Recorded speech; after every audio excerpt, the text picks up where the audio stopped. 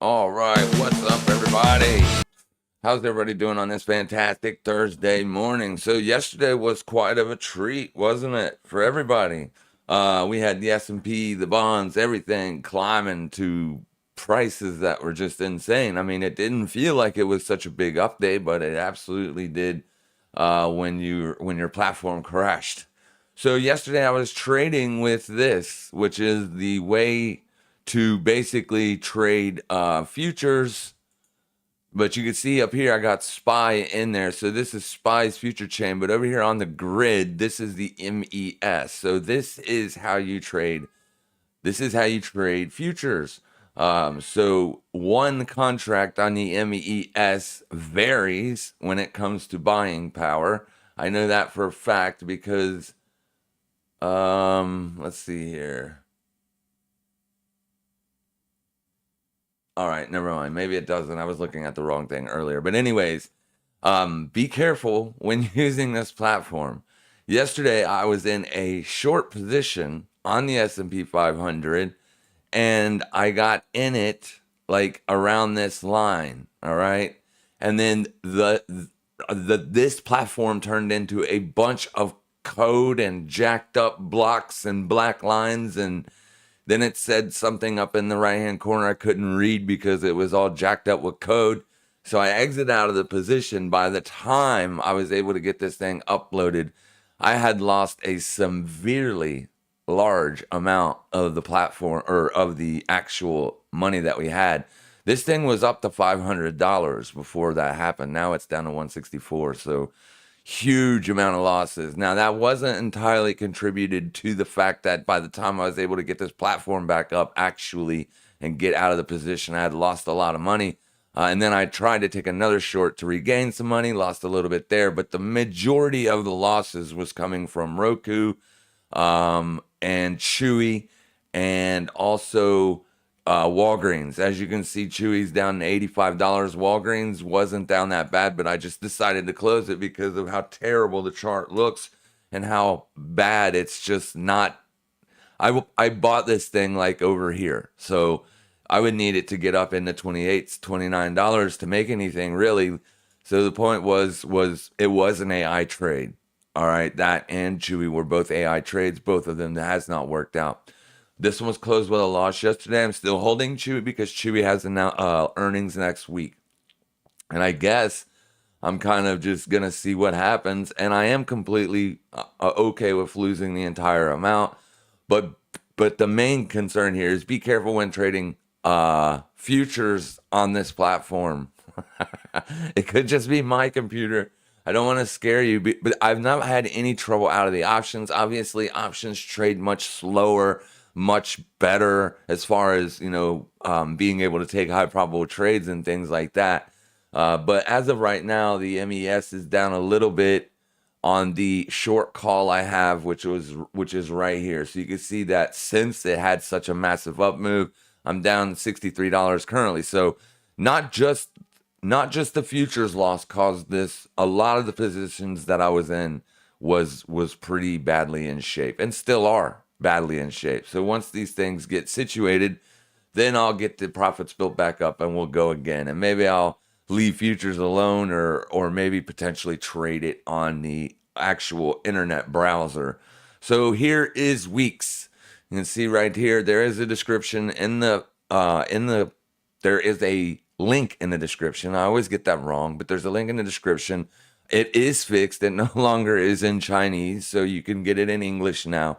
I've been messing with it yesterday. I took a trade, and this is the trade that I took yesterday. So I just basically took a short at resistance. I'm assuming that yesterday's move was more of a short squeeze than a statement.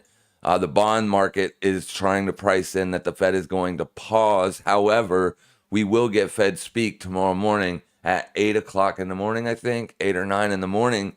And I'm assuming he's going to be hawkish and will more than likely lose the majority of the gains that we got yesterday. So those short positions will probably be okay. If not, I'll lose them. I'll just close them down. Short positions on FX, still holding this pound dollar short, still holding this pound yen or dollar yen long, and still holding USD CHF long. So yesterday, the DXY traded into a very, very, very important area. It traded above. It completely priced out this move to the downside, which is not really bearish. Here is your descending wedge formation. You have closed a daily above that. And then yesterday, you took out the highs, all of these highs, and then rejected. The reason you rejected was because the bond market was so strong yesterday. All right, ZB1 in particular. It's just when the bond market is strong like that, the dollar will have a reaction that you've seen. But notice how the bonds are not as weak, right, as the dollar is strong. That's something to keep in mind. The dollar is a lot stronger today than the bonds are weak. Get over there. So yeah, US 100 probably going to come back a little bit. Although now that it has changed its daily structure, it is now bullish. We will see if we get a retest of the 100. If that area holds a support, we'll take long entries. Same goes for the S&P 500. Here's the S&P 500. It's the 21 is structured a little bit differently. Now, here's the important thing. This is CPI. This is the day where we had CPI. That day is important. As you can see, I took a line from the close of that day and brought it over here. It is close to daily supply as well. That bullish candle right there would be considered supply. So you got two pretty important levels here. So I did take another trade this morning on the S&P 500 futures. It was a short, and I made a little bit of money, and I closed it out. So yeah, I'm not really sitting in long positions anymore on that just because of what happened. I think it's my internet. I did go into customer support and stuff, so we'll see what happens. I'm not expecting them to put back any money because obviously I'll make it back. I'm not worried about it. It's just that's something that cannot happen. I didn't have a lot of size on. If I did, I would have been absolutely screwed. Absolutely screwed. So be careful trading the futures on the downloadable platform. I've used the online platform. As long as you have decent internet, you will not have any trouble with the online, or not the online, the browser platform. You go in and you sign in on the browser. That platform works fairly well. I've not really had too many problems with that. All right, so 4 weeks, if you do use that link, you will get 20% off all trading fees. I deposited $100 into the account, and I'm just trading with a very small amount right now because I got to get the fee structure down. It's a lot easier for me to calculate what the fee structure is at all bits of leverage with $100, right? Because you can see what it costs to get into the trade, what it costs to get out of the trade with profit or loss. You can figure out what the fee structure is. Will the fee structure be any different from Bitget? I don't know. But I do know that you will get a 20% discount if you do use the link. I am still using Bitget as well. It just depends on where you are, why I am shilling two different exchanges. Now, that goes without saying, you do not put a large amount of money on exchange, guys. You only put trading capital on exchange. With weeks, you can go all the way up to 200x leverage. 200x leverage. Now, I guarantee you, if you go into that with a $100 bill, you're going to lose $30 just from the fees and $30 to get out. I don't know if that's true. I'm just making a joke. But the fees will be vicious at 200x leverage. Make sure you be super careful. All right. But this is the platform. Looks similar to Bitget, right? Yeah. I mean, the only thing that's different is the colors. It has slightly different colors. The entire everything is the same. The way that you put orders in, the way that you change your leverage. Now, this leverage slider moves. Here's 1x, 2x, 3x. Like, I can't click in the middle, but I have to click on that. What is going on here? I know I can't, but I just want to make an example here, please. Anyways, I did this the other day. You can see I'm at 50x leverage. You have to type it in. You can type in the leverage from 1x increments. The slider bar doesn't work in 1x increments, but you can type in the leverage. So you can see that you have 20x here. Maybe you don't want to trade 20x. Maybe you want to trade 30x or 40x. Because as you can see, the very next leverage is 125. All you do is type it in, hit enter, and boom, you trade with that leverage. But what was Bitcoin doing? So obviously Bitcoin got a nice bounce yesterday. It closed out the short position I had on. And I will be looking to enter the short position with my main account again. I did not take this trade yesterday on the main account. I was extremely busy. And obviously I had stuff to do. So I didn't get it. I was working on this platform, getting everything situated. So I took it on this platform. So far, the fee structure doesn't seem to be too bad. At 50x leverage, I think when I entered the position, I had like $96 left in the portfolio. And you can see now I'm up $18. I got 110, so maybe less than 96. All right, maybe less than 96. But so that's at 50x leverage. That ain't bad. That is not bad at all. 50x leverage, you can guarantee like you're gonna lose 5%, 6% on entry and to exit on all crypto exchanges, except for maybe Maxi, who has zero. I don't know if they have zero fees on their futures, but I do know they have zero fees. But we can't use Maxi, so Maxi built this platform so that way U.S. citizens can still trade. Now, how long will it be before they do not allow U.S. citizens, or will that ever happen? I have no clue. Obviously, I can't see into the future, but it has happened with every single other crypto exchange. I mean, the only reason I am still trading on Bitget is because I'm an affiliate. That is it. So I know I was able to save a few people. So they are supposedly still able to trade on Bitget. If you are one of the people whose numbers I collected and still were not able to use Bitget, I am using Weeks. All right. So you can use Weeks if you want to trade perpetual swaps. They do not do USDC. They only do USDT and CoinM. CoinM is the inverse swap contract. So the way that you would transfer Bitcoin over to this wallet, right? Let's see here. I'm still, like I said, I'm still learning, but it's pretty much the same. I'm just trying to find the deposit tab. I don't see it. Let's go to spot. No, this isn't it either. Deposit, withdrawal, transfer, rewards, help center. Yeah, I need help. Where is the assets?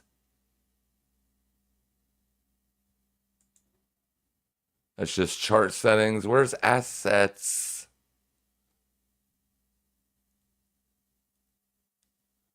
Oh my God.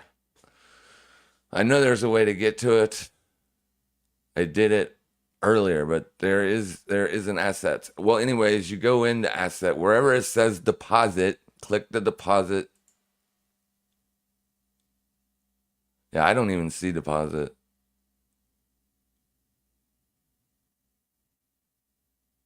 I do not see deposit. There it is. Boom, deposit. So it's under your little face here. You can see there's your user ID right there. It's the same on trading or on Bitget. You have your name or whatever, and then your user ID is right under that. It says UID, user ID.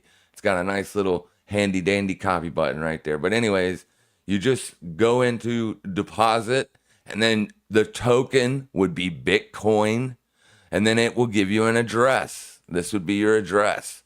So you would copy this address, and then whatever other wallet you are sending Bitcoin from, you send to this address, and then you have to go into assets overview, and you will have to put your Bitcoin into the futures or the coin M, and then you would be able to trade Bitcoin, right?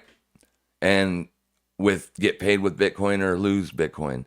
I like to do that better because it's a way to hedge your long position. So if you're holding one Bitcoin, I might put $1,000 or so on exchange, and then you trade that $1,000 because with the leverage you can double that account consistently if you know how to trade pretty rapidly, or if you hit a big lick.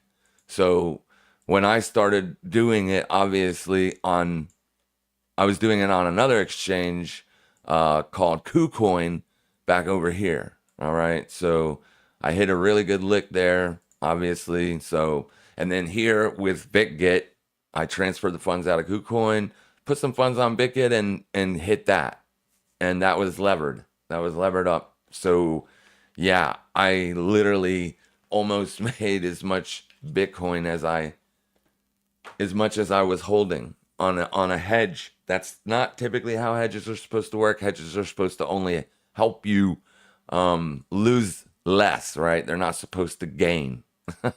They're not supposed to outperform your hodl bags, but Bitcoin is doing stupid Bitcoin stuff. So here we are. Bitcoin dropped. We all know that. We've been trading multiple days. Remember, if I said this thing trades in here like 5 or 6 days, you then could possibly start to look for long entries. I would love to see it get back above this 4-year moving average. However, if you wait for that, you're going to miss the move. So is it potentially, could we take a long entry on Bitcoin if we get back down to here, which is 26,189? Yes. The weekly support that stopped this down move is at 25,937. Obviously, that would be the better place to look for entries. Yesterday, it did give you an opportunity to buy that price, and it happened right here. I shall show you.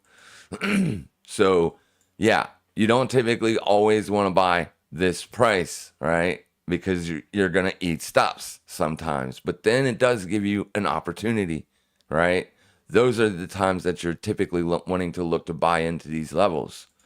Or if you are long on Bitcoin, if you think it's going to go higher, buying this price is a good way to start. And obviously, in hindsight, it went much higher. But these are the only two levels.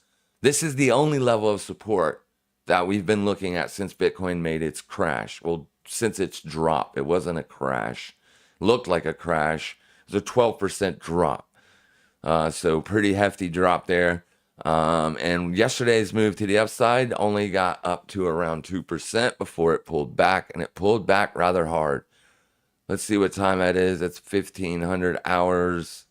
That will be 1, 2, 3 o'clock. I'm wanting to see when the S&P 500 started to pull back. It was until last night during the Asian session. So it still had some moves up. That's based on the fact that NVIDIA had a beat on earnings. So there's your earnings beat on NVIDIA. Boom. Right? It made the NASDAQ go up much higher than it had already gone up for the day. And then this is pre-post market. pre-market, I should say. So that's pretty much what NVIDIA looks like. Over here, there you go, right? There's your earnings beat, and it was a good beat. Got you up over $500 for the very first time on this asset. These are fresh all-time highs. All right, NVIDIA hit fresh all-time highs. You can see it way up there. All right, so NVIDIA is cooking along. Most of your tech stocks were doing okay yesterday. We'll just go look at the tech sector. Just make it simple.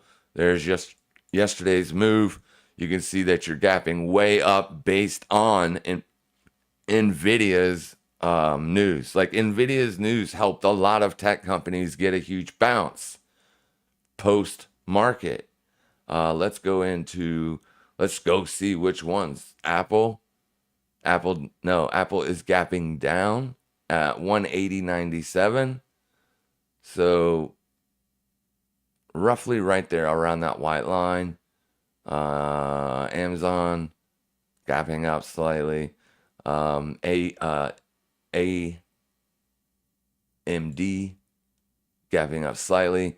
This trend line is no longer relevant, but it is gapping up. But these are as of right now, most of these things, the only one that isn't is NVIDIA. Most of these things are in downtrend, so this might be a selling opportunity. We shall see.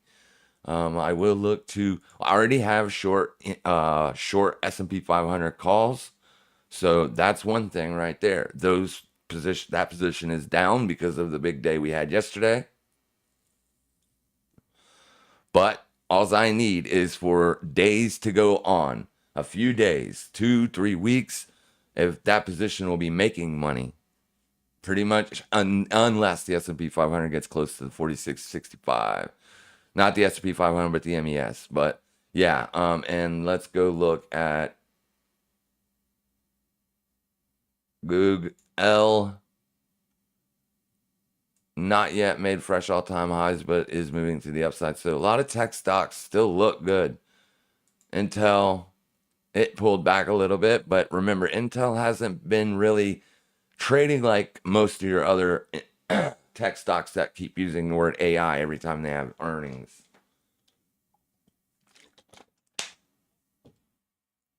And this did give us a buyable opportunity down there. Mara and your other riots and stuff got a little pop yesterday. This needs to get a much bigger pop in order to take out the short float. In fact, I don't know where the short float is. All right, I would assume the short float is roughly up around 1750, just based on the price action. So you need a much bigger move than this in order to get a short squeeze going. So yeah, what we had yesterday, a 2% move on Bitcoin, isn't really going to help Coinbase or anybody else. Meta is up a little bit. Microsoft is actually the tech stock that has fallen the furthest, I think. Or Tesla. Let's go see Tesla. Yeah, Tesla fell further than Microsoft did. But Tesla gapping up slightly, 28%. I know this ain't 28%. No, 14%. So Tesla did fall further. Is it a buying opportunity on Tesla? There is nothing to suggest that we have a top end, guys. Technically, the S&P 500 was just a bull market pullback. It's only a bull market pullback until you take out the 21 on a weekly time frame. And that's essentially where you have bounced. So we're not really like super duper pooper scooper short, right? We're not like balls deep in the short positions, not yet. But we will if this thing gives us a sell signal. For instance, here's a nice little spot to look for short entries, simply because you're at last week's open. Now, does that always work? No. Look at freaking NASDAQ. So if you would have shorted at last week's open on NASDAQ, you lost money. Now you're at this week's open. But you got supply right up there. So that's the big point. That's where you got to close a weekly back above. I don't really care about these two bearish weeklies. But on the S&P 500, we'll see if this indeed does halt its progress. I honestly believe that Fed Powell's going to come out and he's going to speak very, very hawkish because we only got 0.1% drop on the core CPI, and the headline number went up, right? So there should be no reason at all why the market is assuming that it's going to be a pause. However, it is assuming that. So even though if they pause, which he's not going to say they will or won't tomorrow, which the market will not like, he'll just say, we'll keep looking at the data. And as long as the data suggests that we have sticky inflation, we're going to keep continuing doing what we're doing. And we could see most of these gains thwarted.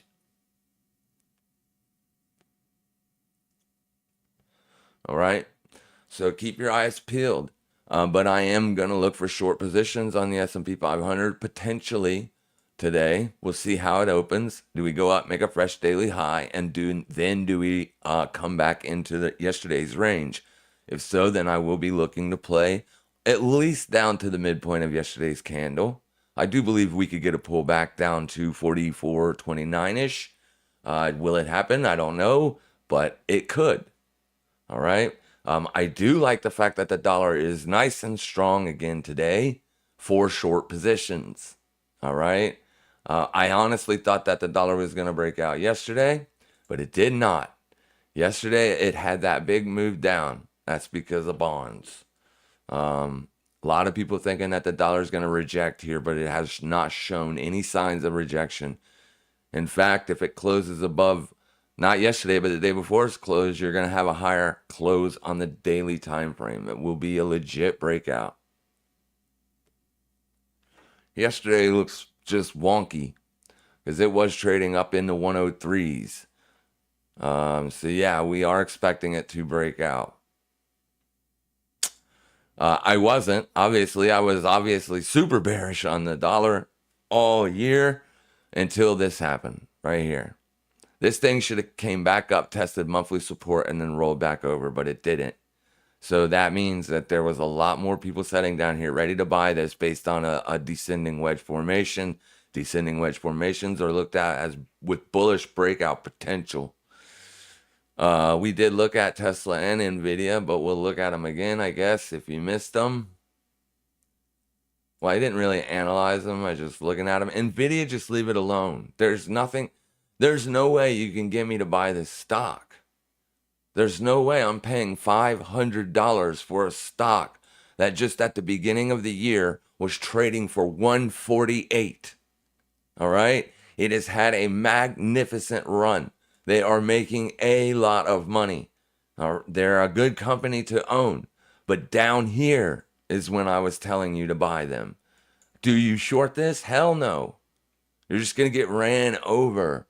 Like all these people that shorted the last earnings. This was your last earnings here. Right? Last earnings beat. All these people shorting, they got killed. Right? Then you had this nice little move down.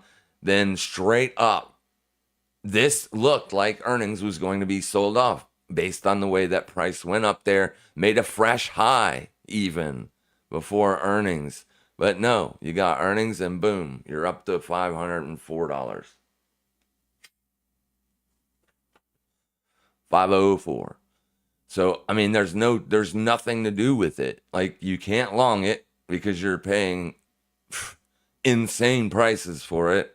Right? And you can't really short it either because until we get signs of a fracture, right, that the S&P 500 might want a deeper correction or that the NASDAQ might want a deeper correction, you need to see that before you can short NVIDIA. All right, there is a lot of people probably trying to short NVIDIA and still is shorting NVIDIA, but I mean, they're hurting, right? Imagine shorting this thing at $400. Ouch. Right? You better have a big portfolio to hold on to that. This thing is just cranking to the upside, but it will eventually pull back. And when that happens, it could be vicious. Because everybody's going to be looking to buy the breakout or buy the dip. And then this is the situation. If the Fed does pause, if they are dovish coming into tomorrow's meeting, This thing could go up to $600 in the next 7 months or so, right? You just, the whole marketplace is, it looks like it's ready. It's on the edge of potential rolling over, but as of right now, technically, structurally, it is not. It is not. Here is your 21 right there. Look at that. I mean, to perfection. You have a nice big down week. You come down here, you get close to testing the 21. You also had this little bit of confluence of support.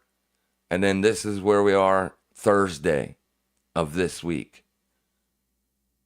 So tomorrow, if he comes out dovish, you'll see a breakout. We'll see how that plays out. I mean, the market is not structured bearish. It's structured bullish. We had 3 weeks of a pullback. It's not even a bearish pullback. The percentage on loss on those weeklies is nothing. We're not looking to be super bearish yet. I sold the 46.50s. So, I mean, price hasn't even been up there yet this year. Can it get up there? Yes, it can. Will I close that out for a loss? If it starts to rip, yes, I will. All right. So just be very, very careful. Pick your spots. You know where to pick them. Like here, for instance, that's a good spot. That's a good spot to look. Bitcoin's still rolling over. So that's nice. But I don't have a short position on my main account. I'm not really worried about $20, right? $20 isn't enough for anything. So not really worried about that. I'm just giving this platform a trial, essentially, before I really started telling people about it. And for the people that can't trade or haven't found an exchange yet, this one is easy. I literally did not have any help. I logged right into it, went, made an account. Just all I needed to do is sign in, use an email, you make a password. That was it. Boom, I was in. No prompts of nothing. So probably shouldn't even be talking about it in a live stream, but hey, it is what it is. For now, it is the only option. For US peeps that do not currently have an exchange, this one is out there, and it is it is a MEXC company, if I am understanding that correctly. So we'll see how it goes. The colors, they're all right. I mean, the platform works just as, I guess, as good as any other crypto platform. I haven't been seeing any clunkiness to it. As soon as I hit buy or sell, it goes through instantly and at the price. So it gets good fills. I haven't tried it with size yet, obviously, but I will. I'll build the account up. Maybe deposit a little bit more, but we'll see how it goes. Tesla, let me go back and just analyze Tesla for you because I didn't. I was on NVIDIA only. But Tesla, let's go see if we got anywhere to buy it. All right, so we took out last week's high. Not quite. Yes, we did. Last week's high was 240.66, 240.82. We took out last week's high, so I definitely don't want to buy it at the fresh weekly high after taking out a weekly high. That's usually a good area to look for shorts if an asset has rolled over. Let's see if this one has. It has. You did close a weekly, one under the 21 and under the 50. So if this candle retreats tomorrow or today and tomorrow and gets back down into this region, then we'll be watching for short entries. Could you take a short entry today? Yeah, you could. You could, but I wouldn't if the bonds are moving up. All right. You can look at bonds several different ways. You can look at TLT, as you can see. Yes, that's yesterday's move. That's a, yeah, boom.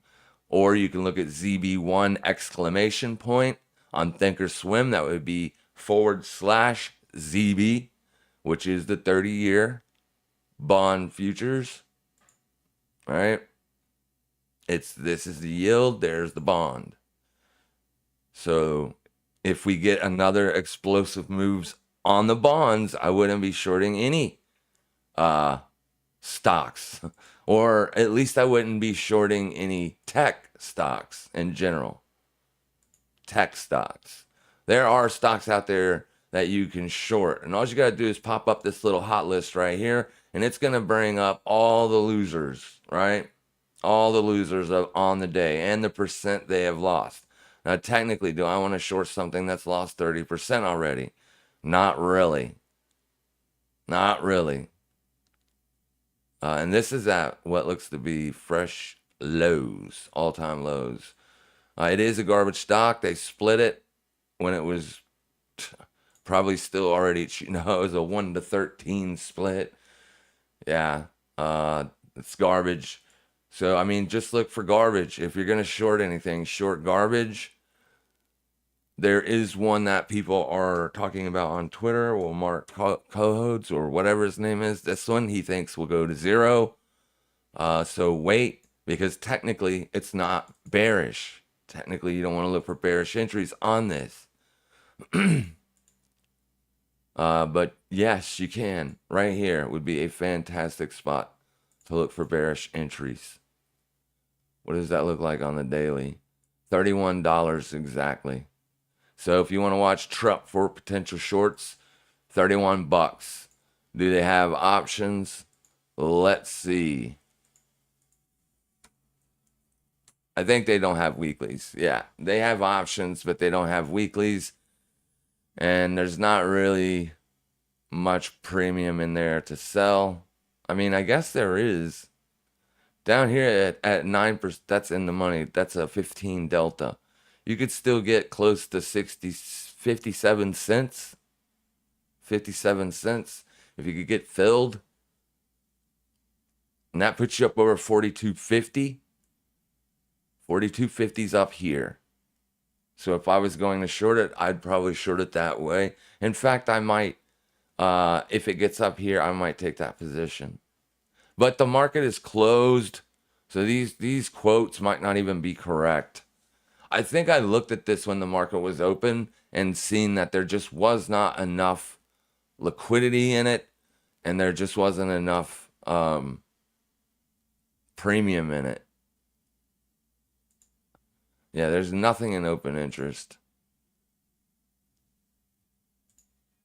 Yeah, I mean, it looks like there's a little bit of action down here, but that's only one standard deviation also. So you don't have enough strikes because they don't have weeklies. When you can only get out to one standard deviation, it's not really the best to sell. I like to sell at a 9 or under delta on the calls if it's got enough premium. And since the account's got $5,000, 50 bucks is perfect. That's 1% of total account equity, which is nice. Obviously, I'd rather make 2%, but we'll see. Yeah, see, well, always on the open, the spreads are going to be very wide. Don't ever buy. This is just not a liquid enough asset.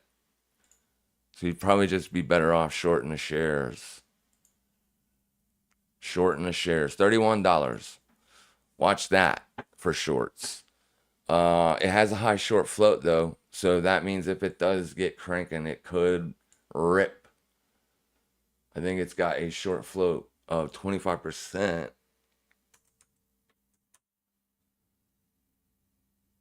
You know what I'm looking for. Let's see the short float.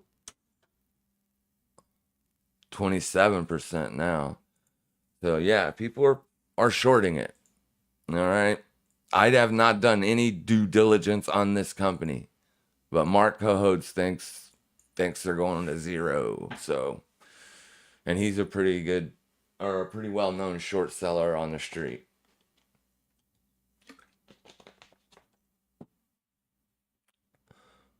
Spot any potential FX entry this morning? No, because I'm still setting in so many FX positions, I don't typically look to enter new positions. And it's just because I'm sitting in a lot already, right? But we can go look quickly.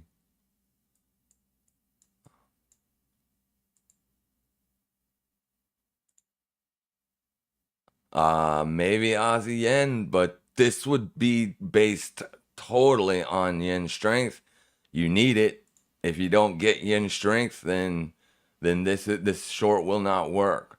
If you get a retest of 93.874, it's not going to be the best entry in the world because your high is up there above 29 pips. So, I mean, technically it looks okay, but you have to rely on the yen getting strength. If the yen remains weak, then it doesn't matter, right? Because yen is the weakest currency. It's weak today. It's down 0.79%. That's almost down a whole percent. This thing is just, the BOJ has to intervene or it's going to continue to go lower. And I'm not hearing any rumors of them doing so. We heard rumors of them doing so over here, right? So one would be able to speculate that if they did it over here, why wouldn't they do it again? It is possible, but this is bearish. So the Aussie yen short may not work out. I mean, Aussie is not as weak as the yen. So if anything, I would probably look for longs on that one. But when you have two weak assets, it's best to just leave them both alone. Typically. But this might even be a buying opportunity if it tests support, which is right there, which it's already done. But they're both weak. So what you see a lot on two weak assets is this. Right? That's what you see when you have two weak assets. So you have to look for a strong asset. What's strong right now? The dollar. All right. So you look for the long dollar positions. Aussie USD, you look to short, but it's already made fresh yearly lows. So I don't know if I would look for this. I mean, the trade was up here when I took it. That's the trade. It's doing good. Canadian Swissy, we were short this. This short worked out beautifully as well. Not really loving it where it is now. Would I buy it? Absolutely not. CAD yen, Canadian dollar is obviously stronger than the yen. It looks almost identical to USD yen. I mean, it traded sideways up here at a quarterly level. Yeah, quarterly res. So, I mean, it's very similar to the US dollar versus the yen, except for one thing. The US dollar versus the yen is up here. It's already broken out. So this does have a little bit of weakness. So maybe dollar CAD longs. Well, it's too late. Yesterday would have been an opportunity. You got Q2's open right there. Q2's open right there. So there would have been a beautiful spot to look to be a buyer. Although you wouldn't have because of that. You'd have been like, oh shit, this thing's going lower. But that don't necessarily mean anything. Right? I would not short this asset based on yesterday's move. This thing is cooking to the upside with grease. There is your 21. I don't know what this trend line is, but it's clearly broken out of it. So probably be looking to buy this thing if it can maintain above the yearly open. Now, this asset has spent the majority of its year under the yearly open. Right? We got above it here, but then failed, got above it there, failed here, failed. So will it fail again? We shall see. We shall see, but it has not been doing very good as far as staying above yearly opening range. So yeah, I mean, the assets that I'm in are all the ones that I would like. That's the thing with Forex. All right, sometimes you get setups, and when you get the setups, you got to take them because a lot of times they're not really a perfect setup. I don't like to buy this, but it is a buy. Technically, it's structured bullish. It's losing its bullish momentum, clearly. So it needs to do something soon. And then you can look up, is there a significant short interest on CAD yen? Oh, wait,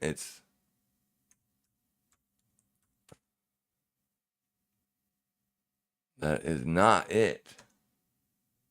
Sorry. It's daily effects. Damn it. I know I'd get it sometime. Not a U.S. citizen for this purposes.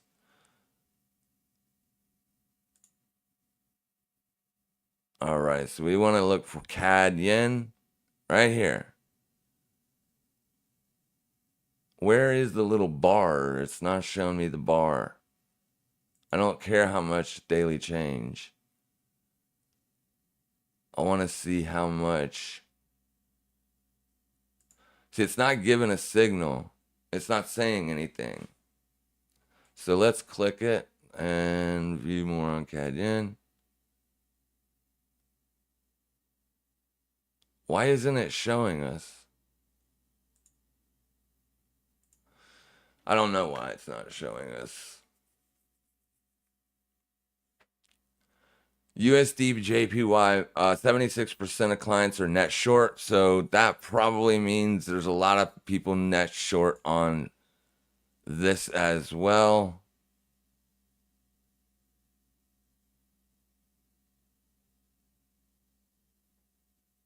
I don't see it. This is what I'm looking for. I'm looking for this little bar. I just don't see it on CAD yen. All right, let's do this. Tools.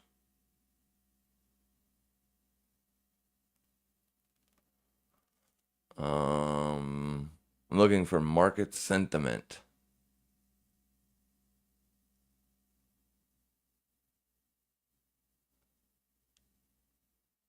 I just don't see it. They used to have it right here somewhere. It's called the sentiment. There it is. They just changed the look. So you're CAD yen. Not there.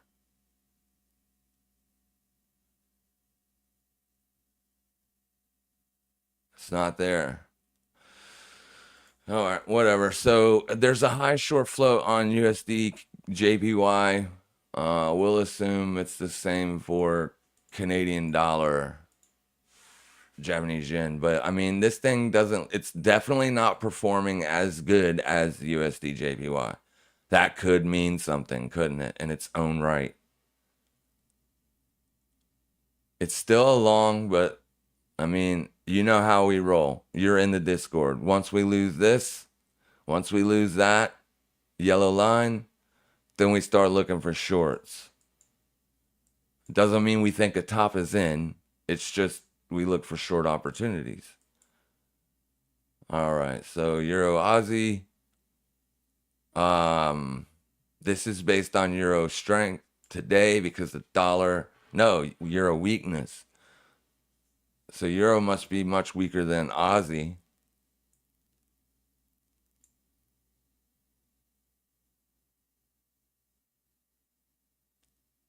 Maybe watch this one.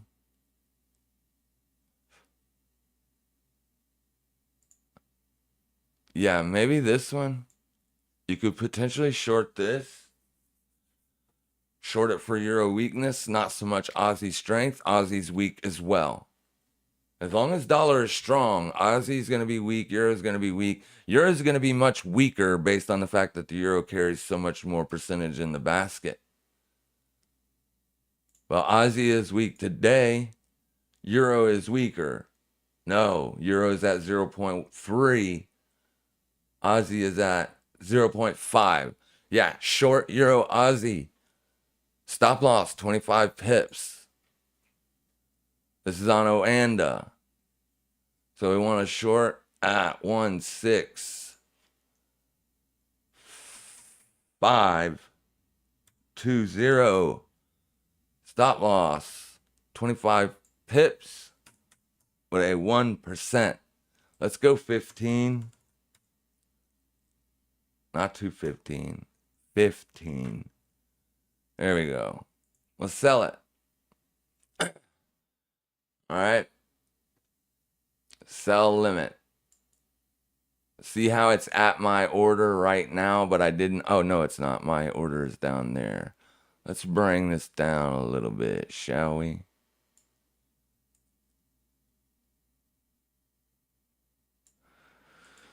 We want to get filled, but we want to get filled on a high wick, which this wick has already ran those other two wicks. One could just market order into it.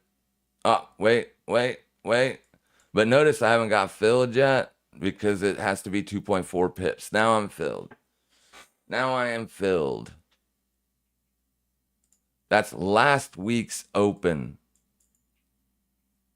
is what we're looking at there. Last week's open. And we know that Aussie is weaker than the euro.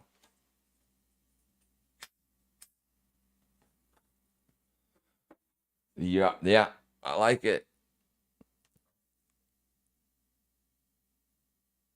You got an old Heath level right there that is still intact. So make sure your stop loss is above that. I mean, playing around with these things is going to mess your percentage up. Now I'm at 1.16%. But that's okay. So that's okay right there. On the daily, this thing looks like it could use a nice beat down. However, this would be a long technically. But it lost its bullish momentum pretty rapidly there, didn't it? And we know because we can see right here that euro is not as weak as Aussie. So that's why you have the up move.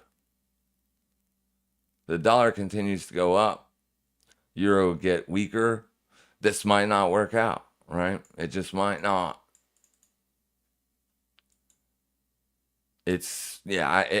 That's where I expect it to roll over. So if it continues up higher, then we'll eat the stop. I mean, everything else that we're sitting in right now is just, and there's a couple, I'm sitting also in another position that is not on here, like the Aussie dollar trade. It's not on this list, but that trade is making buku dollars.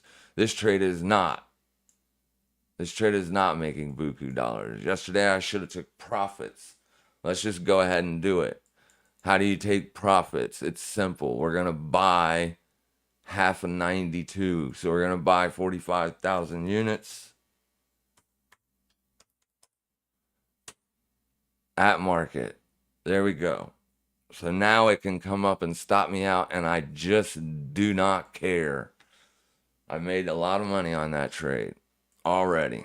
It was the best trade I think I've ever made in FX as far as how much money the trade actually produced. All right, so that's that.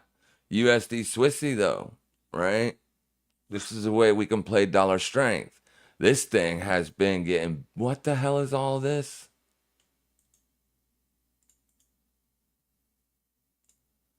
This thing has been getting beat up for a long time. And it doesn't make no sense because the USD has much higher interest rates than the Swiss franc. I guess they just like the short or the long on USD JPY better. But the Swiss franc rates are at 1 point something percent, 1.75%. So there is an argument to be made that, carry could come in, but right now, technically, that's just not the way they're paying to sit in this thing short. They're paying to sit in it short. So they're losing yield, but as long as price is going in your direction, you make up for that yield. It's when it trades sideways for a long time where that yield starts to hurt because your P&L goes down even though price isn't moving based on the yield. the carry. But I like this one for a carry. Seeing how the USD JPY, we've already missed the boat on that by sitting in it for short for too long. We should have closed that thing as soon as it got above the yearly open and looked to be a buyer. But it is what it is. The DXY continue at the open or reverse likely yesterday. I don't understand what you're asking. Will the dollar continue? The dollar is continuing today. You are really close to getting up to yesterday's high. So will it close bearish? I doubt it. Will it close somewhere around resistance? It's possible. Right? I mean, nobody knows what's going to happen to price. Nobody. Not me, not nobody. I can't tell you what it's going to do. All I can tell you is where to look to take trades. That's it. And not all of them will work. That's the thing with technical analysis. You're never going to have better than a 50% chance of making 1 penny or more because you're taking a directionally biased trade. All right? Since we don't know what price will do, it's impossible to know what price will do. We can take trades at high probable areas, and that's how we make money. We wait for high probable areas to be tested. We have a solid strategy. We don't look to sell, way overbought stuff, which this hasn't even ever hit overbought yet. So think about this. You haven't hit overbought yet. You've just kind of been sitting here, accumulating under resistance. This thing, if it could get a big spike, you could get all the way up to 105 and then you would be overbought on this indicator. Right? You could do something like that. Or something like this. Right? I don't know that that's going to happen. This is the yearly opening range. It absolutely could reject from here. But I don't see why it would be climbing as high as it is today. If it was going to reject, you would think it would have traded up to resistance and rolled over. Instead, what did it do? It traded to support and is now moving higher. This is support. Look where it closed yesterday. Did it close under support? No, it did not. Are you bullish? Yes, you are. Right? You are bullish ever since here.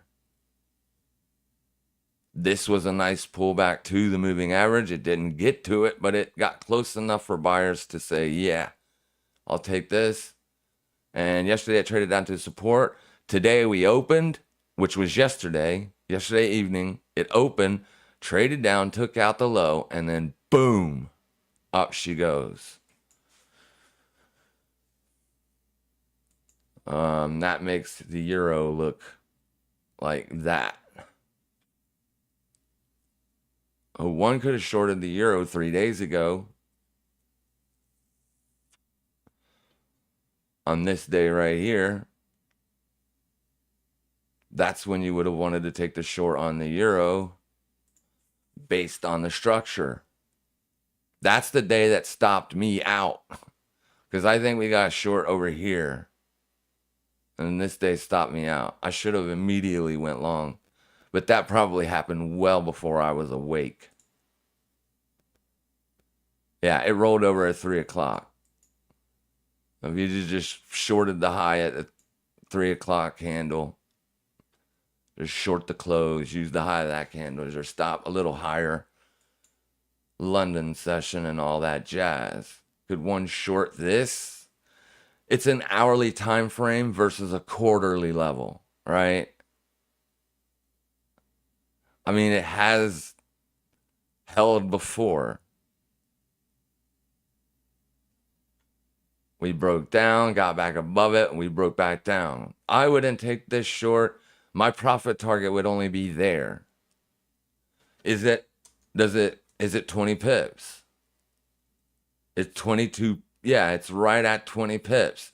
So you could risk 10 pips on this trade right now, thinking that it will not break above Q1 2023's close. And then it'll roll over. And you would take profits at the close of this candle. Be a 10 pip risk for a 20 pip potential profit. But like I said, this is an hourly. It broke down there nicely, but then it came back. Yeah, the dollar's just trading wacky because this is Jackson Hole week.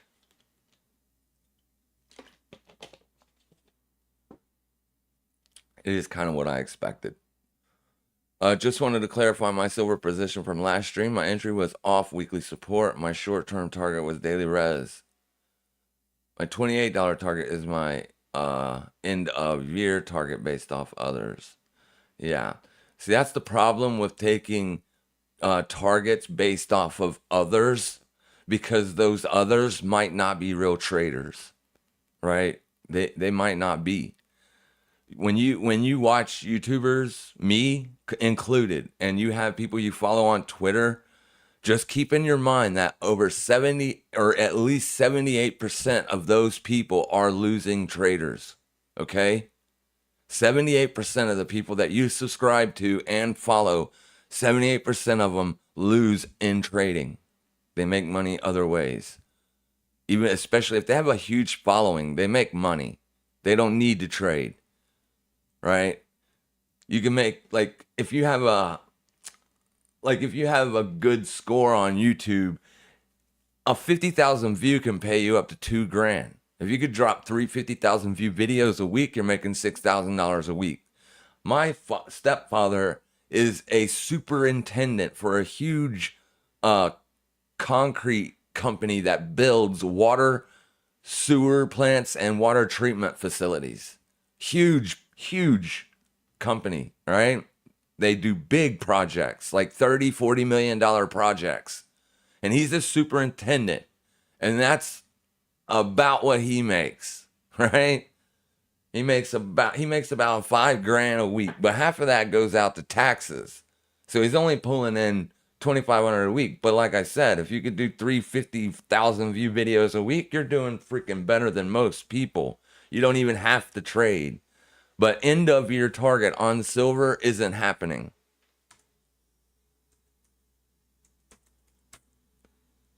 It just isn't. It can't. If the dollar remains strong, it can't hit a $28 target. It's not even in the purview. I mean, it had hit it back in 2021.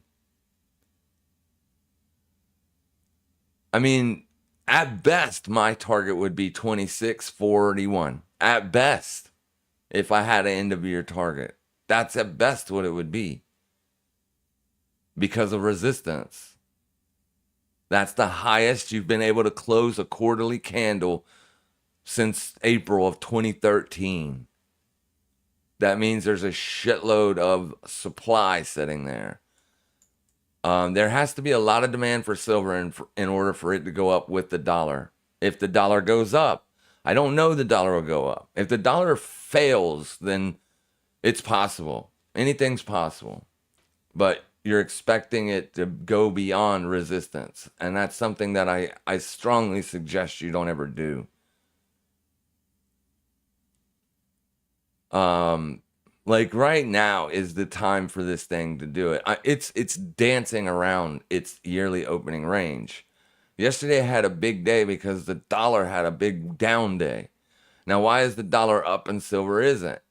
So it does appear like silver should be down here, right?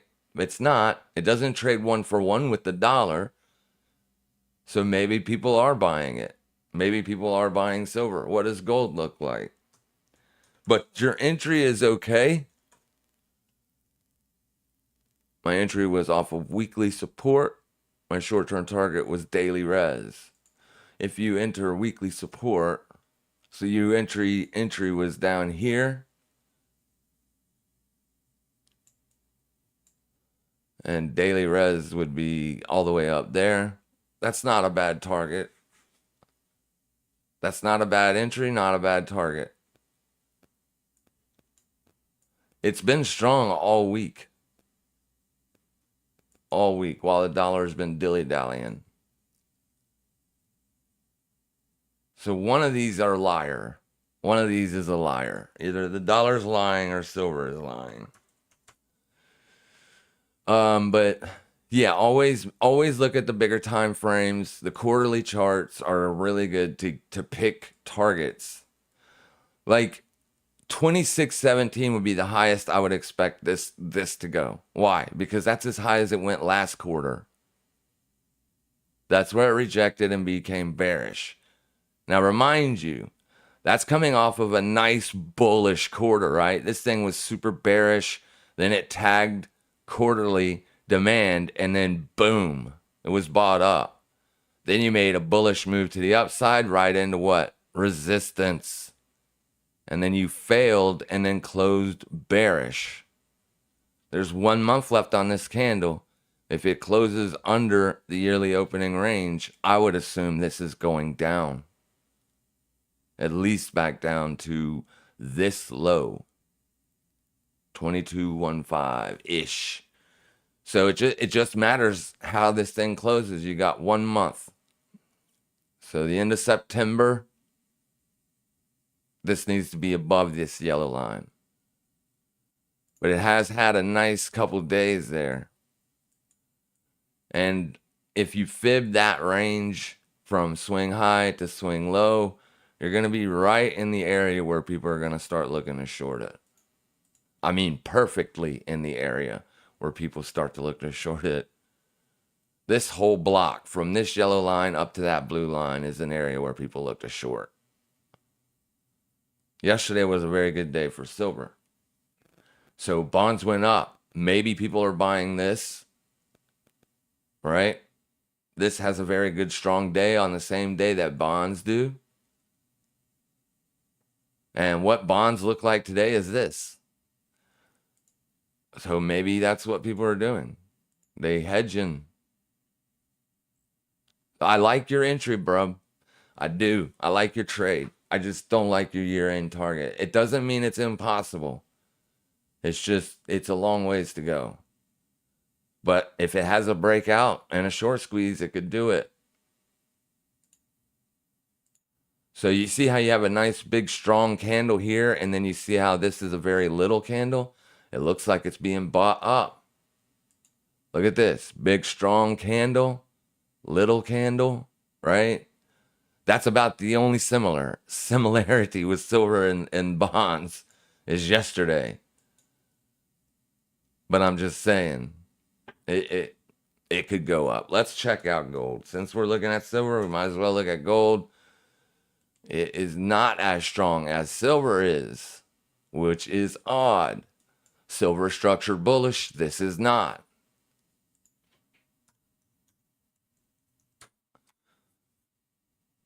Come on, come on. See? Yesterday's breakout was a bullish move. You broke out. You're back above the 50. So silver looks better than gold. Silver looks better than gold. That was a nice trade, dude.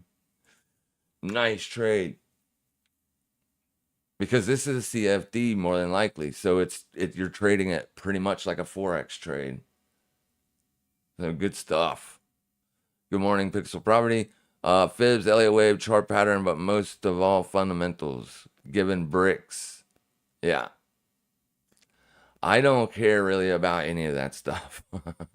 I just watched price, right? If price is bullish, I look to buy support. Price is bearish, I look to sell resistance. It's as simple as that. Fundamentals and all that stuff I don't know anything about it, so why even pretend like I do?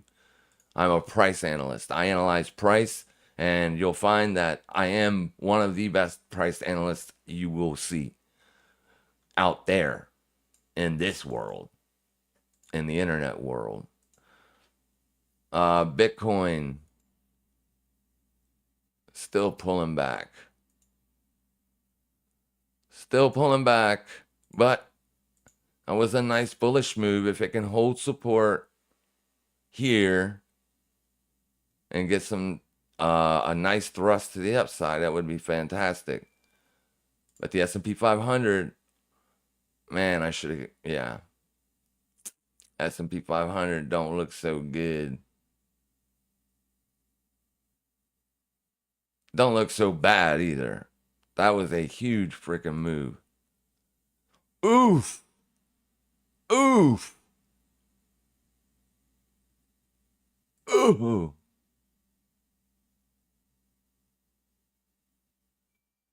Yeah. I don't know if the S&P 500 is going to follow that. It looked like it kind of did. So we got some kind of data out today.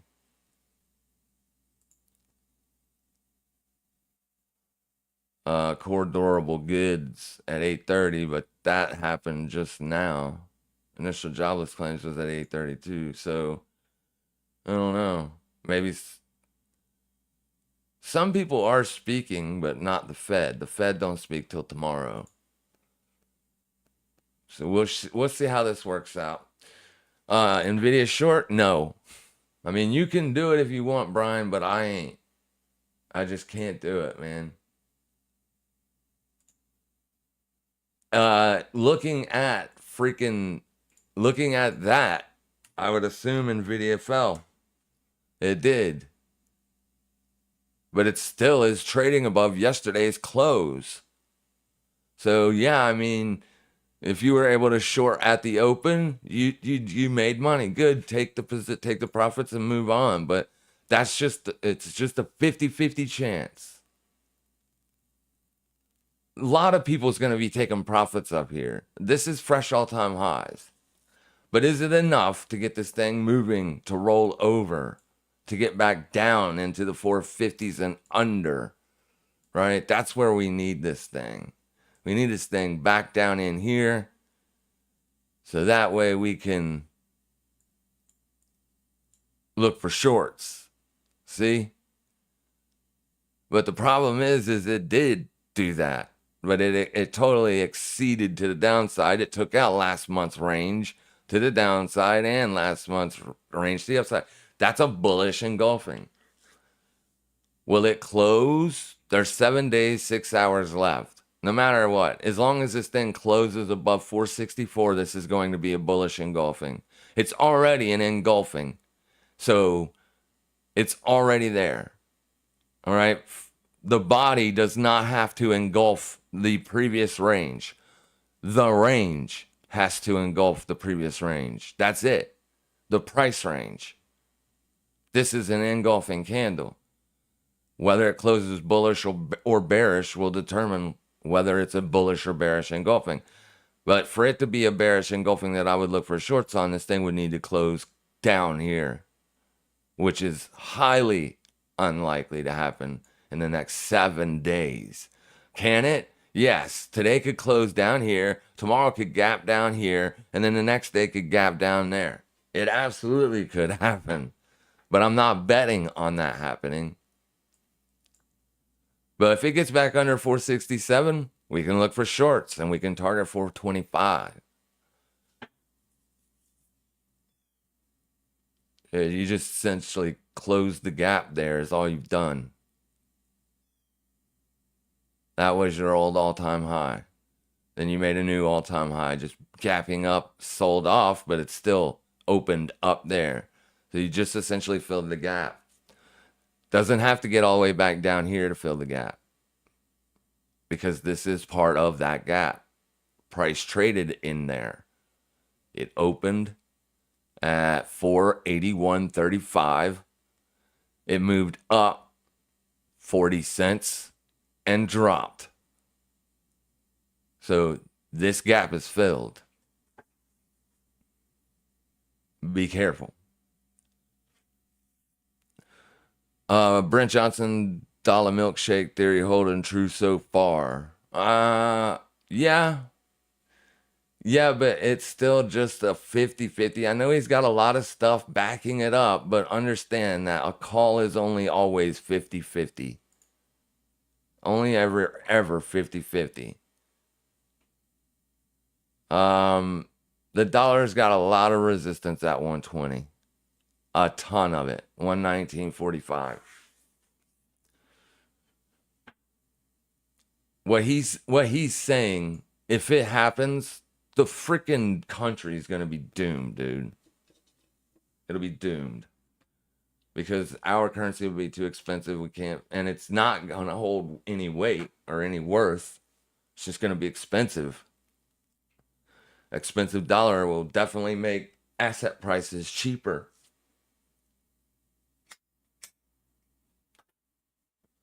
All right. So if that were to play out, just short everything. Not the dollar. I mean, short assets, short index products like the US 100, S&P 500. Short them if the dollar milkshake theory works out. Higher dollar, lower asset prices. We did look at that. Yeah, I have watched a couple videos about that though. I mean, it sounds like it could happen. I don't want it to happen. That would be very bad if it happened. Nvidia expected move was 512. It exceeded the expected move. I understand that. But yesterday, the S&P 500 exceeded the weekly expected move. Okay?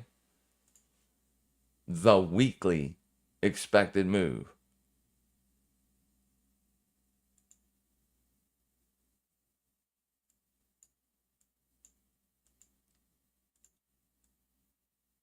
There is the weekly expected move on the MES. All right. Here's your SPY. It exceeded the weekly expected move. This is a breach of the weekly expected move, not just the daily expected move. So, yeah, I mean, these are typically areas we look to get short, but if you looked along there, you lost. That's another reason why I closed Walgreens, right? Because this thing busted down and breached its expected move. It's been trading sideways, so closing it yesterday is probably a mistake. In 4 or 5 weeks, this thing could be trading back up to $28. But I just, with all the other losing positions, Chewy and everything else, I had to close down one of them. Just had to. But also, I find interesting is the S&P traded up to there.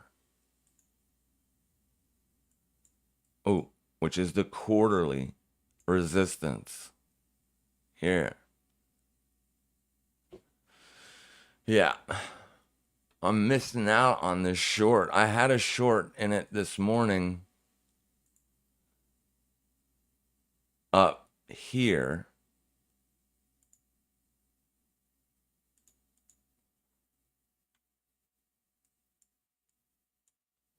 Where was it?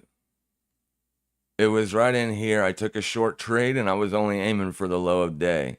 So when this candle hit the low of day, it took me out of the trade. I should have kept it open, but that's in hindsight. I definitely ain't shorting it now. I don't like to short shit at low of days, but some people do. That's some people's strategy. They buy fresh 5-minute highs or like fresh daily highs or they short fresh daily lows. So that would be now. You would be triggered into a short.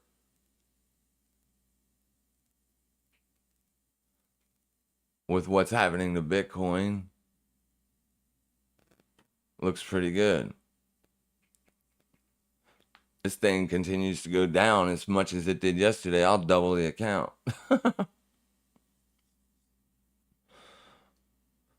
But that's still nothing. It's nothing.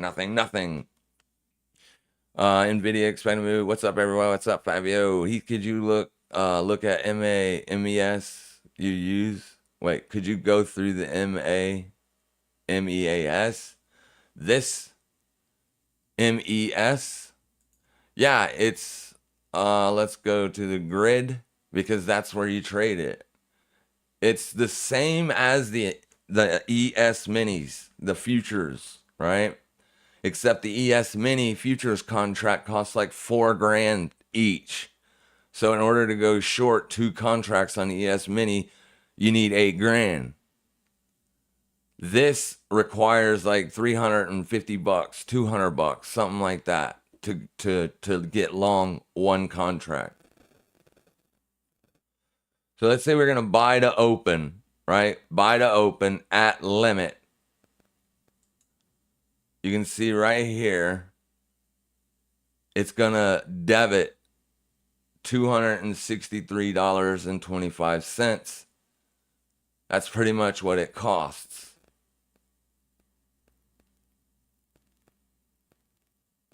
Right? So it's much cheaper. So you're trading one contract 263. That means each tick isn't going to be as heavy on your contract. But like I said, be very careful, because yesterday I lost a lot of money because this platform glitched out on me. The whole platform did. I had to shut it down and I had trouble getting it back open.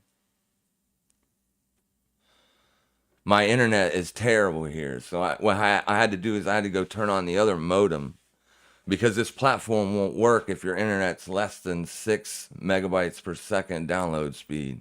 And that could have been what happened. I was trading on my normal house internet. But I've had trouble with this platform since the day I downloaded it. I undownloaded it and then re-downloaded it again, thinking that maybe something happened during the download or what. But nope, it's doing it again.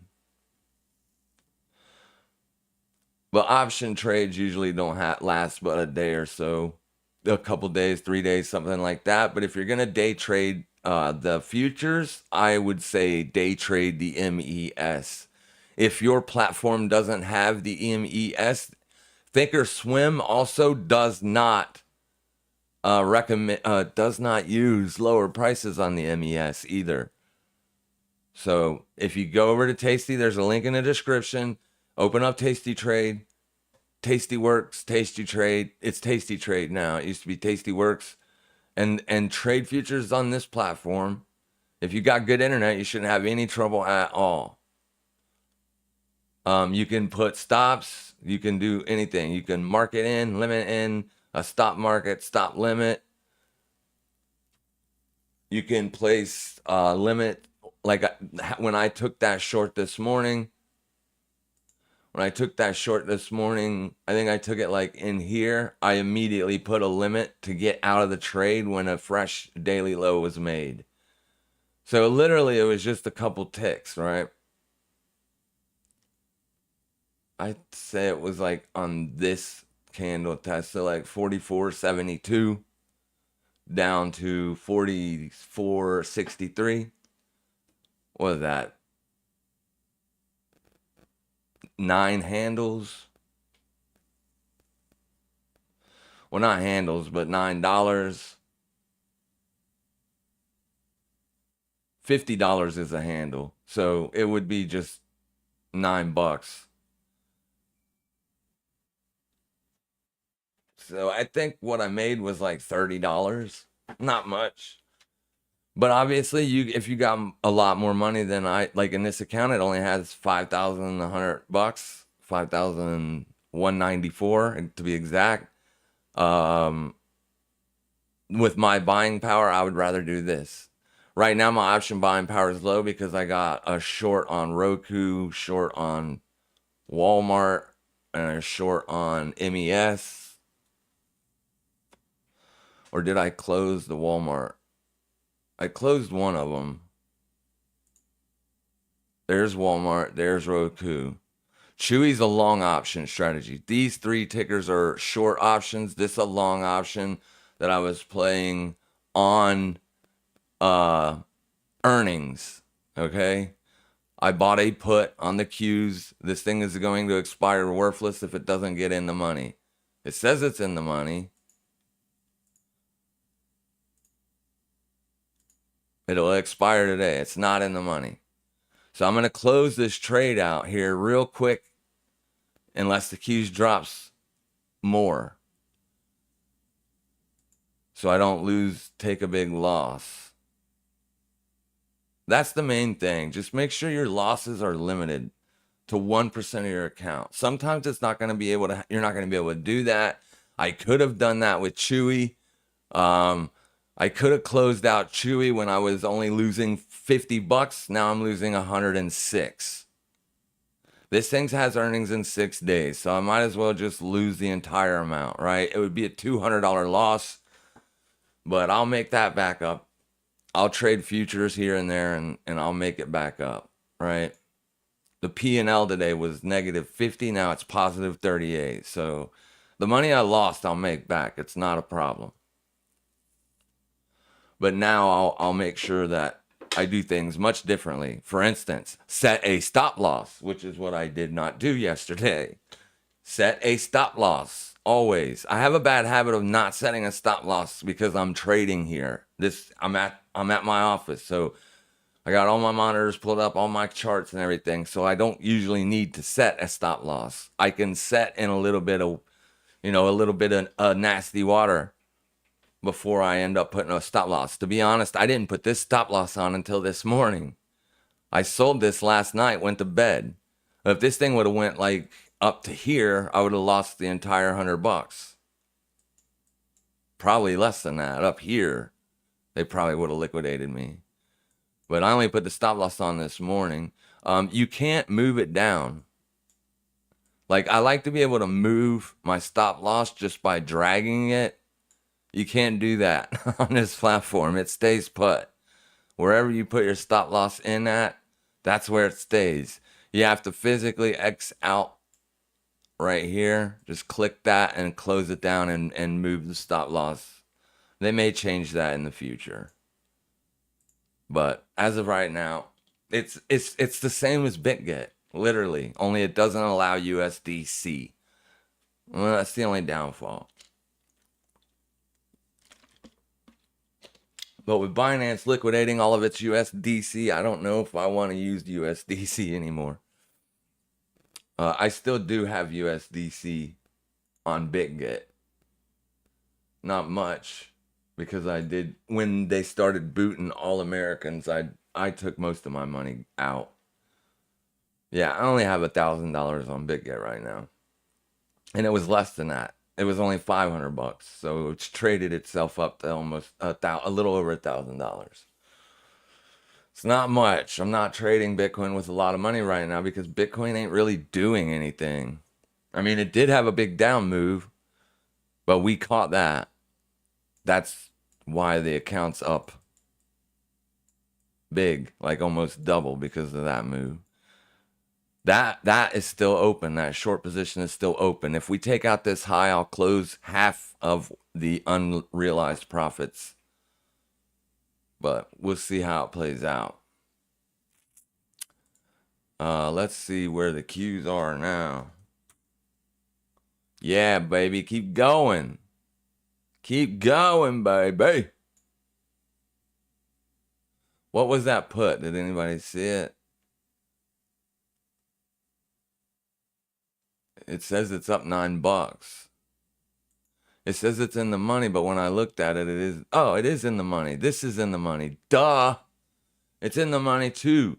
So as long as it's in the money, I don't have to close it for a loss. It was losing a lot of money because I bought it with super high implied volatility, which means I paid too much for the premium. It was stupid trade. Stupid trade. I just found your awesome channel. Do you share how to Forex trade and make these kinds of trades if I join the channel? Sure, I joined the Patreon. Thanks. Yeah, I do not leave any. AK, thank you. I'm glad you found the channel. I will teach you how to trade. I do not hold anything back on these videos at all. Whatever I do inside the Discord, it's $25 to join a Discord. I did that simply because to monetize the time, right? The questions and stuff. Well, if you want to learn better, I would say join a Discord, obviously, because you have access to ask me questions 24/7. That's what I built it for. It's a lot harder for me to get to you if you're, you leave a comment on a video, then I answer, then you ask again, blah, blah, blah. We might have a 20 question long thread before you get your answer answered. And plus, people in the Discord are making their own trades and stuff. There's a lot of people in there who know exactly what I do. They've been with me since the beginning. Multiple people have been funded So before they don't have enough money to trade, so they learned how to trade using a demo account. Once they put together a profitable stretch, then they get funded, right? Then they're using other people's money to trade, and they're trading the exact same way. They might throw their little spin on it, which is what I strongly suggest you do, because I can't teach you exactly what I'm thinking. I can teach you what I'm looking for, absolutely. And we only take those trades. We wait for the trade to come to us. We do not chase price ever. If price moves without us, we watch it go. But eventually it will give us an opportunity to get in there. I'm teaching options. There's a signal room in there now for options.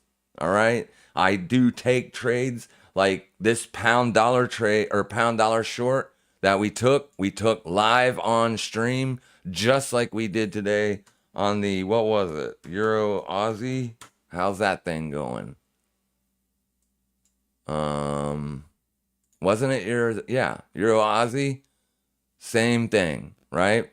I don't know if the trade will work. I never do, because I don't know what price is going to do.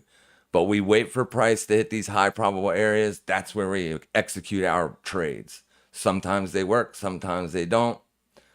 This one's up nicely. But the Aussie dollar trade is up better than that. It's nice, right? Here is the Aussie dollar trade right there. Boom. That, I believe, was put into the Discord. Took it right at that white line. And I've been sitting in that. And then obviously the USD JPY trade was taken in the Discord during a live session, which I haven't been doing much of those lately. I need to get back to doing it. I had some health problems and stuff like that. So, but in the Discord, I took this short live in the Discord. And the reason why, right? I didn't just sell into that high. There was a reason why I took that short. We knew that the BOJ was going to intervene, and the DXY liquidated a previous weekly high. So we took it as a daytime scalp, ended up making a ton of money on that, because that thing moved over 500 pips, and it did it quickly. And we took this trade live. This trade hasn't been doing anything since we took it, really. I think we took it here on this day, because someone in the chat said, look at your USD CHF. And we got entered into that position damn near on the bottom tick because of daily support. Absolutely, I can teach you how to do this for sure. Whether you want to come to Discord or not, it's up to you. But if ever there's a question you need, you can ask on the YouTube videos. I will answer. I always do. Ahmad, XU100, Turkey Central Bank hike 750 basis point. Surprise to the market. So that means it's probably up. What'd you say it was? XU100. No, it's not up. It should be up. But it's been up, like, it's been up, right? Once it broke above the yearly opening range, it just continued to fly. So I would assume that would have been, this isn't a currency, it's an index. That's why. So the currency is getting a bullish move, and the index is getting a bearish move, which is generally the same way it works here in America. If the dollar goes up, index products go down. The dollar is up 0.35%. Yesterday, we had expected moves galore. The NQ blasted through its expected move. I mean, freaking blasted through it. It went almost all the way to last week's expected move. And this expected move was for lower prices, obviously. So is the market turning? I don't know about that. Not yet. We did hit it today. We hit last week's expected move today. Now it's coming back down. I don't know if it'll get this low. Yesterday's open. If it does, you're going to have a bearish engulfing before tomorrow when the Fed speaks. The Fed speaks tomorrow morning. I haven't decided if I'm going to go live for that yet, because I got other positions I need to work on. But yeah, we're going to do that. I don't know, man. I think I would probably attempt to take a short on it. 750 basis point rate hike is a surprise. I'd say you'll probably get a couple downside days of continuation. That's what I would say, but it doesn't mean it will. So watch for resistance. Resistance being daily res, and that would be right there. This thing's expensive. Right there's your daily res. It's already been tested today, but it is possible you get a retest of it tomorrow. If you start closing hourlies above it, then jump out of the trade. But that's where I'd look for the short. But this asset is extremely bullish. But that rate hike should give you a little bit of downside continuation. I don't know how far, but at least a couple days. Theo Bist. Yeah, I mean, if the currency, if the Turkish lira continues to move up, let's see if it is. Yeah. Yes. I think it'll get some downside continuation. See, this is good, right? When USD is killing Turkish lira, that's not good. But when you get a big downside move like that, that's clearly the Turkish lira strength. So Turkish lira was weak, has been weak for years. Today, that I would assume you'll get some downside continuation. The only way it doesn't is if this is considered priced in. I think you'll see downside continuation. On your index. Oh,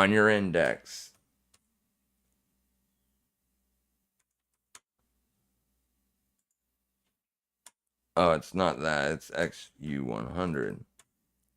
Yeah, I think you'll get downside continuation. I would short it on a retest of 77.96 if it was me. But I would only risk 1%. It would be the same as any other trade, right? 1%, that's it. All right, I shorted NQ15, 221.50. Nice job. Here, I got the NQ right here, or at least the futures. Wes said he shorted 1521.50.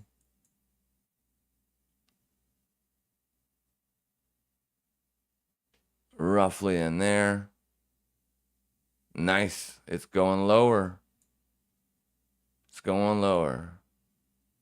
This thing is in the money, 3 strikes. The reason it's not making a lot of money is because of the massive implied volatility crush. This thing would be trading for $4 today if I bought it at the same IV. I mean, no matter what, it's doing pretty good, huh? Now, it's up $90. That's almost 108, 104. Man, keep going, baby. You're helping me make back a big chunk of what I lost yesterday. What am I looking for? This. Holy shit. This is getting crushed. I'm going to take profits. I'm taking profits. Let's go trade it. Because it's 0-date expiration, right? Let's see if we can get filled at 304, 312, 308. Let's see if they'll fill us there. They did. Nice. Oh, shit, I bought it. Damn it. Fat finger, that is a terrible thing to do. I want to sell, you bastard. Sell 2.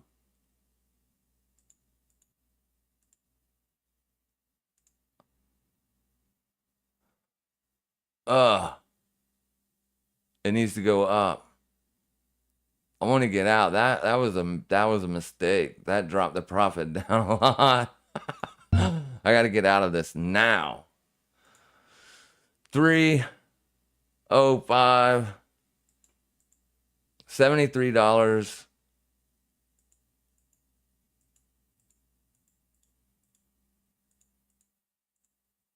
There we go. Damn it.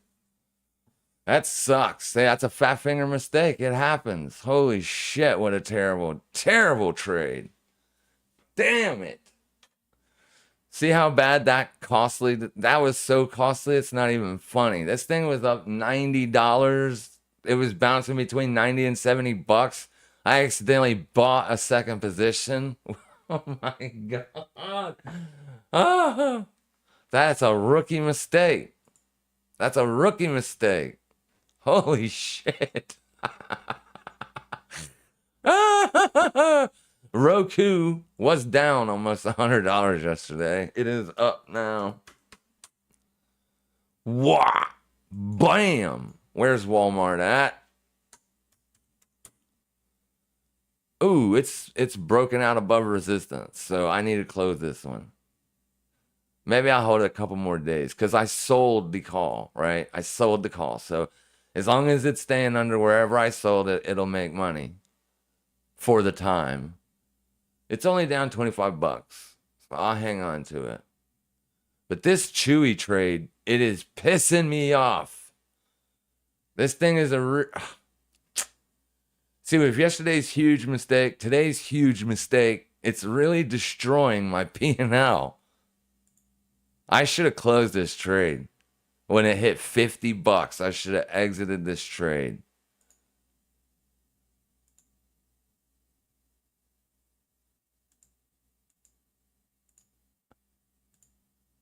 Yeah, it's out of the money by 2 strikes. It's got to get in the money to make money. It's got to get at least 1 strike in the money and then however much I paid for it to make money. And it's just getting destroyed. Destroyed. This was also a AI trade. That's why we took them. I took them. The both of them, Chewy and the other one. But this thing is breaking down and continuing to do so.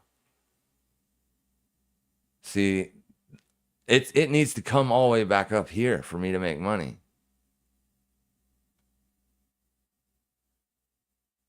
And it could go as low as 21.90. Jesus. Why are they beating this thing up so bad? Its earnings look good.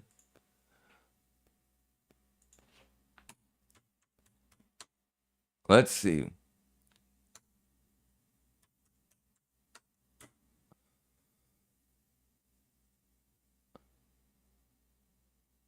They're even guiding higher. From there, that was negative 0.7. Then it was up positive 16, positive 20. It's even guiding higher. Why is this thing getting killed? It shouldn't be. But whatever.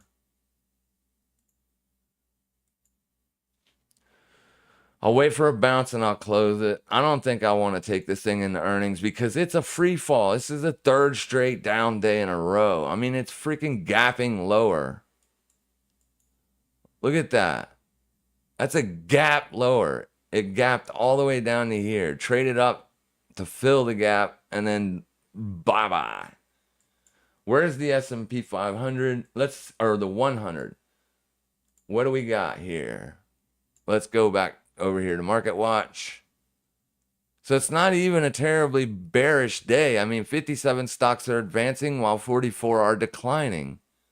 So it's not a hugely bearish day.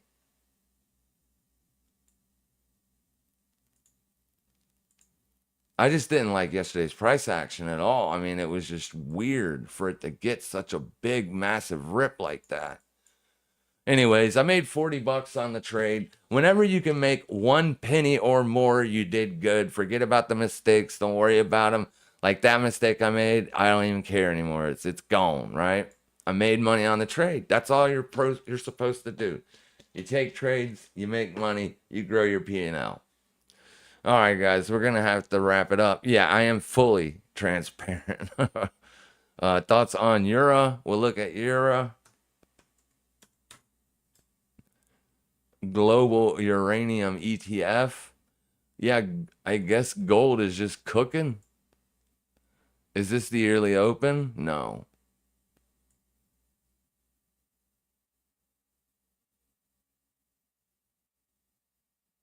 There's the yearly open. So it's doing good. It's coming into resistance. You got monthly res right here. So I would not buy it. Where would I potentially buy it? If you could get a retest back down to here, that would at least be the middle of the range. From the yearly open to resistance, that's the range. So I can't buy it up here because it already looks like it's rejecting, right? You broke out one day and you're back under it. Does this thing trade options? It freaking does. It's cheap too. It's got wide spreads. Terrible open interest. Let's see if 22 bucks is within the purview of that range. It is, but I wouldn't expect it to get all the way back down there. I would want to buy a $23 put, see what happens. Oh, let's do that, but let's go out further in time. Since it's cheap. 10-cent wide spread still.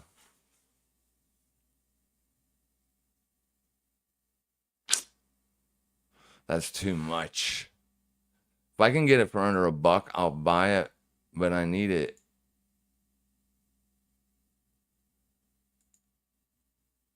I guess I'm going to have to go to 36 days. Yeah. Let me see if I can get it for $1. So if I can get it to drop $1, right? I bought it 23, so I need it to drop. Oh my God, $1 is $22. I probably shouldn't have even messed with that. Anyways, if this is resistant and it holds, then I'll make a little bit of money. If it doesn't hold and it breaks out, I'll close it for $15 or $20 loss, right? But I'm just buying it because it's at resistance and it has failed. There it was front ran. Will it fail here? I mean, it was front ran hard. There's a lot of space in between that. And look what happened. Once it got up there, right? Now, it's been accumulating here at support. What is that support? That ain't monthly support. I was looking at the yearly opening range. Why did I pick the hourly? Okay, that's last month's open. Oh yeah, I don't know if it'll get all the way back down there, but just make a couple bucks on it, I'll close it down. If I don't make anything on it, I'll close it down. But it's definitely at resistance. Ooh. It is making, this was like a massive move on a quarter for this product, because this is your second quarter. This is the third quarter, which we already know has got 1 month left on it. So you took out last quarter's high.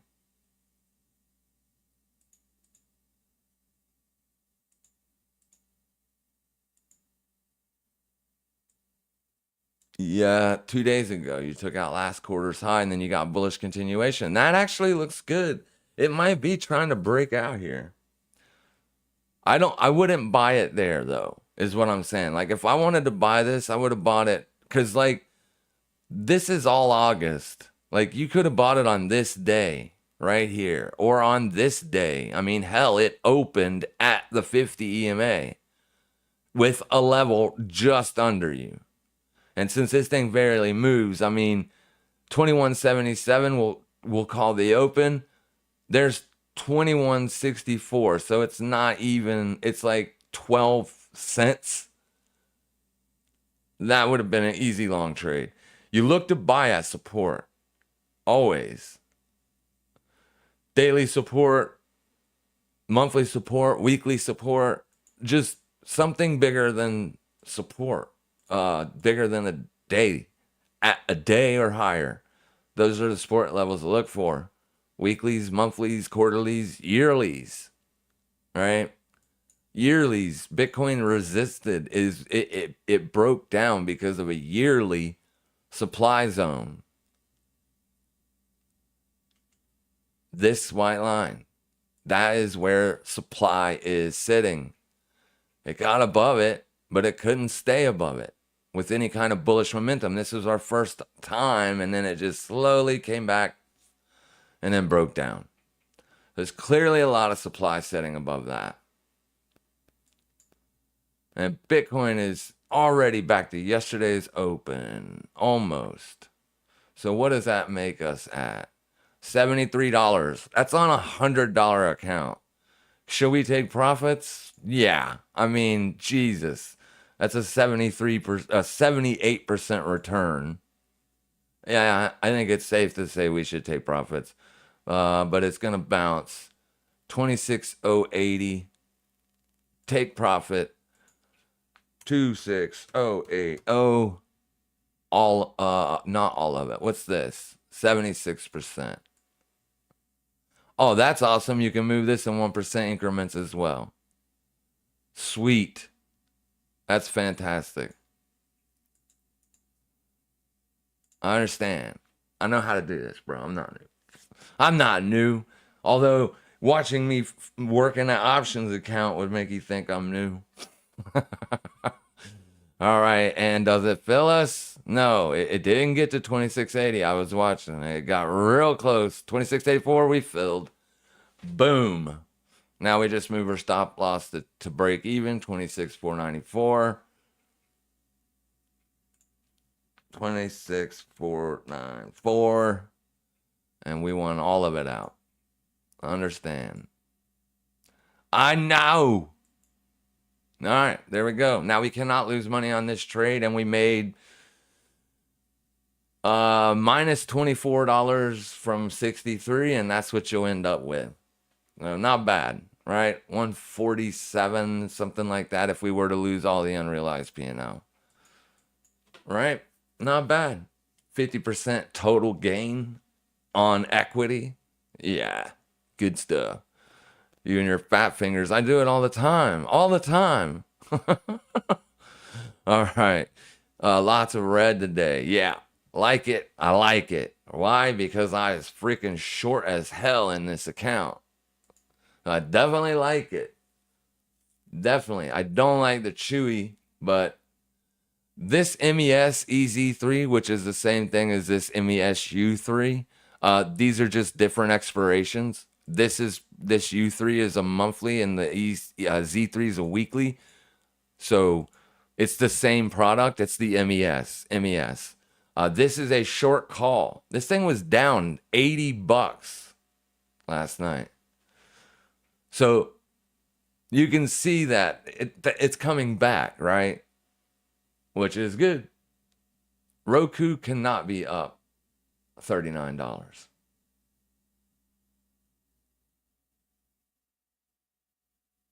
How is Roku up $39? I thought Roku had a good day. Uh-huh. I see, said the blind man. Yeah. That looks good. Yep. I didn't put this trade on like I said, I don't put every single trade I take, only trades that have high probability. But here it is, right? This is the signals room. And I show you the exact strike, everything, when I do put a signal here. And we don't win them all. I closed. That was something that didn't happen. Closing WBA for a loss. It was like $33, so less than 1%. This trade, though, this very trade, sell one, 46.40. That is this trade right here. Right? Don't worry about your P&L on the day. This is what matters. It was down big. Now it's only down $18. This will make money. When I close this trade, it will be for a profit. I only put in the high probable trades because I want to grow your account, right? I don't want to take risky trades with your money. I'll take them with mine, but not with yours. Like I shorted Tesla the other day on its big up day and made like $80. Tesla moves too damn fast. Its options are crazy fast.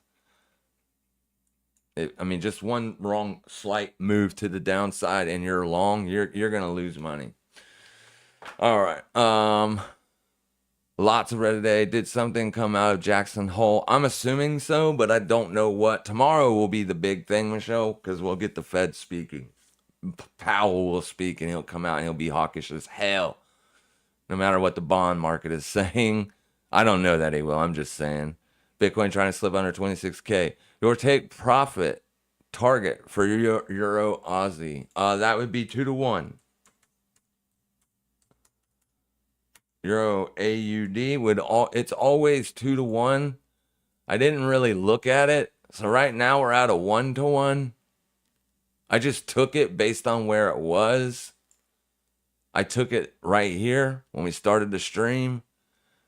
So this take profit wouldn't give you a 2-to-1, or I mean this area, and there isn't no others.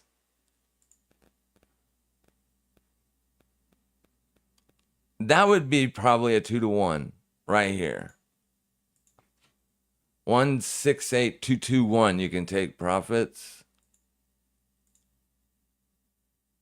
If it gets there, of course, because they don't always work. A lot of them do, but not all of them. It'd be about a 1.57 risk to. I don't know if you're going to get much more of a bigger move than that. You know what I mean? Watch the 30-minute time frame. If you fail to close a bearish 30-minute under this, then you might want to just think about taking profits at 1-to-1. Okay, because Euro is weaker than Aussie. I read it backwards. I thought Aussie was weaker. Well, I mean, I thought Euro was weaker, but Aussie is actually weaker. So that could actually cause this to go up. But if the Euro continues to weaken, which it's not, so Euro is setting roughly at 0.19%. Aussie sitting at 0.5%. Aussie is much weaker than Euro. And since Aussie is the quote currency, not the base currency, this is your base currency, this is your quote currency. If the quote currency is weaker or stronger than your base currency, then that's going to affect this thing. Since Aussie is so much more weaker than the Euro, this could just slowly drift up. What we need is Euro to weaken, right? We need it to get up to at least 0.53%. So watch a 30-minute time frame, run mountains, and if you fail to close a 30-minute under this candle right here or this candle, they're the same close, right? If you fail to close under that, I'd probably just take profits at 1-to-1. If you get the chance to do that. All right? Because I did that backwards. I was thinking that Aussie was weaker than Euro, so that's why I jumped all over it. I just read it wrong. Dyslexic. You definitely want your quote currency to be weaker than your base currency if you are short. See just how quick that happened?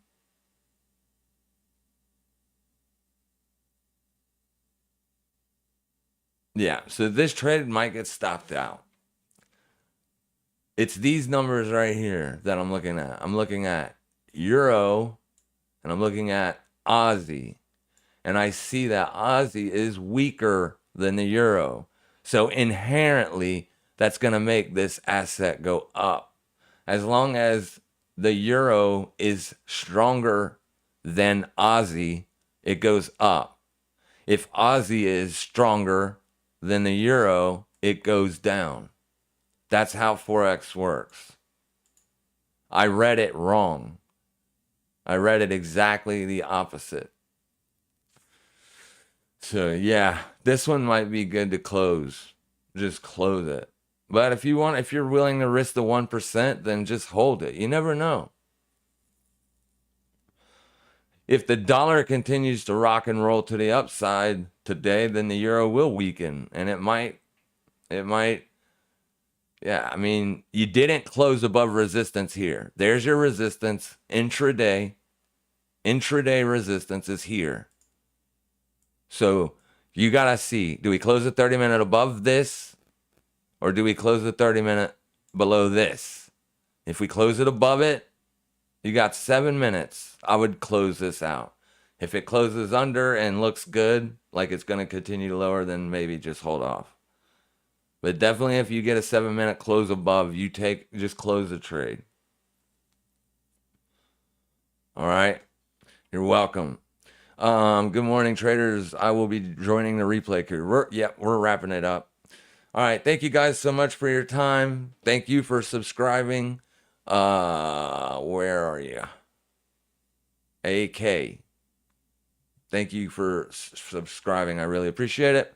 And yeah, you will learn. Thank you. Welcome to the community. Make sure you guys trade safe. We'll probably go live tomorrow during the Fed announcement or Fed speech. See if we can't find another trade.